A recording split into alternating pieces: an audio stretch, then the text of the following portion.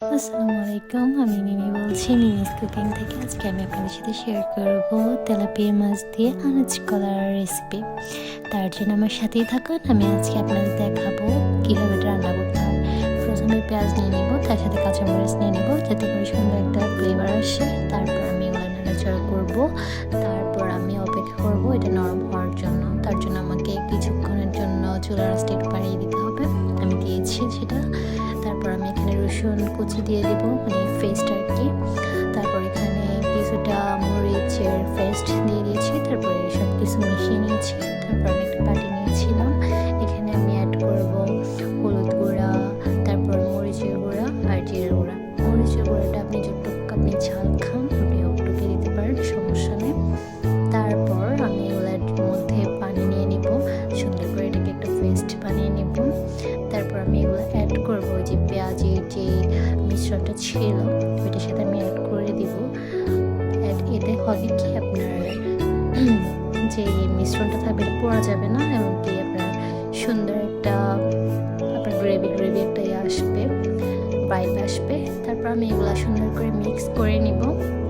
তারপর আমি এটার সুন্দর করে নাড়িয়ে মিক্স করার পর আমি এটা ঢাকনা দিয়ে ঢেকে দেবো। এর আগে আমি চুলার আঁচটা একটু বাড়িয়ে নেব যাতে এক্সট্রা যে পানিটা আছে ওই পানিটা যাতে সুন্দর করে টেনে যায়।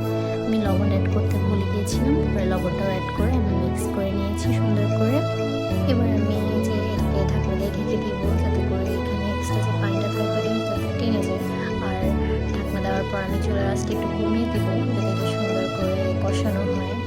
তারপর আমি ঢাকনা উঠে দেখবো, যখন বেশি উঠবে তখন বোঝা যাবে যে আপনার কষানোটা হয়ে গেছে, আপনি মাছ অ্যাড করতে পারবেন। তারপর আমি একটু নাড়িয়ে নিলাম।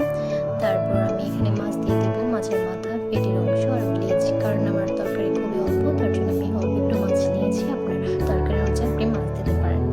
তারপর আমি এটা আবার একটু চুলার আঁচটা বাড়িয়ে দেবো যাতে করে মাছটা আপনার কষানো হয়। এই জন্য আমি আবার ঢাকনা দিয়ে ঢেকে দেবো চুলার আঁচটা বাড়িয়ে। তারপর আমি অপেক্ষা করবো। এখানে আমি আলু আর যে কলাটা ছিল ওটা কেটে নিয়েছিলাম একটা প্লেটের মধ্যে। তারপর আমি এখানে দেখলাম যে আমার মাছটা কষানো হয়ে গেছে। তখন আমি এটা একপাশে নামায় রাখবো। আর এখানে যে কলা আর আলু ছিল ওইগুলোকে আমি একটু ভেজে নিব। তার জন্য আমি একটা খালি কড়াই নেব, এখানে একটু তেল দিব। তেল যখন গরম হবে আমি তখন এখানে কলার যে আলুটা ছিল এটা মিশ্রণটা আমি ঢেলে দিব। আর আমি এটা গরম তেলের মধ্যে কিন্তু দিয়েছি। তারপর এখানে একটু হলুদ আর একটু লবণ দিব এটা ভাজার জন্য যাতে সুন্দর কালারটা সুন্দর হয়। এই জন্য আমি একটু নাড়াচাড়া করে এগুলো মিক্স করে নেব। তারপর আমি এটাকে সুন্দর করে ঢেকে রেখে দিয়েছিলাম, এটা হয়ে গেছিলো। তারপর মাছটা উঠিয়ে নিয়েছি। ওই যে মাছ দুইটা আমি নামাই রাখছি, মাথাটা শুধু রাখছি যাতে করে এটা কষালে যাতে মাছের যে ফ্লেভারটা আছে ওইটা যাতে তরকারির মধ্যে থাকে, কলার মধ্যে থাকে আর কি। তারপর আমি এগুলো মিক্স করে নিয়েছি। মিক্স করে আমি এটা ঢেকে রাখবো কিছুক্ষণ যাতে এটা কষানো হয় সুন্দর করে মাছের সাথে। তারপর আমি ঢাকনাটা উঠিয়ে নেব। যখন দেখবো যে এখানে তরকারিটা কষানো হয়েছে কিনা, যখন দেখবো যে ঝোলটা টেনে গেছে তখন বুঝবো যে হ্যাঁ আমার এটা কষানো হয়ে গেছে। এখানে তারপর আমি পানি অ্যাড করে দিব।